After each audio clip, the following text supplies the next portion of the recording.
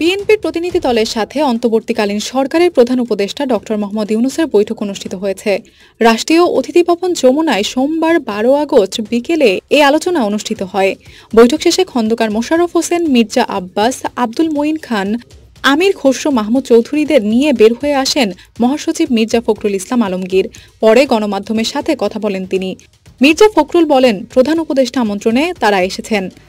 বর্তমান সরকার কি করেছেন, ভবিষ্যতে কি করবেন তা জানিয়েছেন। উদ্ভূত পরিস্থিতিতে সরকারের কি করা উচিত বলে বিএনপি মনে করে তাও জানানো হয়েছে। মির্জা ফখরুল আরও বলেন, সরকারের উচিত সব রাজনৈতিক দলের সঙ্গে আলোচনা করা, কিন্তু কোনো হত্যাকারীর সাথে তারা আলোচনা করবেন না বলে আশা প্রকাশ করেন। সংখ্যালঘুদের ওপর হামলার গল্প ফাঁদা হয়েছে দাবি করে তিনি বলেন, এগুলোর লক্ষ্য হচ্ছে ছাত্র জনতার আন্দোলনকে প্রশ্নবিদ্ধ করা। দ্রুত এ বিষয়ে সরকারের পদক্ষেপ নেওয়া উচিত বলেও মনে করেন মির্জা ফখরুল। আশা প্রকাশ করেন, আগের মতো অসাম্প্রদায়িক এক সমাজে বাস করবে মানুষ। নির্বাচন নিয়ে কোনো আলোচনা হয়েছে কিনা এমন প্রশ্নের উত্তরে বিএনপি মহাসচিব সরাসরি বলেন, এ নিয়ে কোনো কথা হয়নি। বর্তমান অরাজক পরিস্থিতি নিয়ন্ত্রণ করে নির্বাচনের পরিবেশ তৈরি করতে একটা নির্দিষ্ট সময় লাগবেই, এটা আমরা তাদের দিয়েছি। এই কাজে বর্তমান সরকারকে বিএনপি সব ধরনের সহায়তা করে যাবে বলেও জানান মির্জা ফখরুল। সরকার কোনো ধরনের আশ্বাস দিয়েছে কিনা এমন প্রশ্নেরও উত্তর দেন বিএনপির এই সিনিয়র নেতা, বলেন, সরকার তো কাজ করছেই, বিএনপি তাদের কাজে আশ্বস্ত।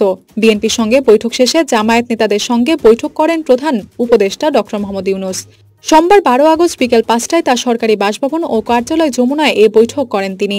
বৈঠক শেষে জামায়াত আমির ডক্টর শফিকুর রহমান বলেন, নির্বাচন নিয়ে কোনো কথা হয়নি, দেশের নানা বিষয় নিয়ে কথা হয়েছে। বিভিন্ন ধর্মাবলম্বীদের ওপর যে হামলা হয়েছে তা ধর্মীয় নাকি রাজনৈতিক কারণে হয়েছে সেটা খতিয়ে দেখতে হবে। ধর্মীয় কারণে হয়েছে বলে চালিয়ে দেওয়া যাবে না, রাজনৈতিক কারণেও হয়েছে। বিষয়গুলো নিয়ে এখনও ষড়যন্ত্র চলছে।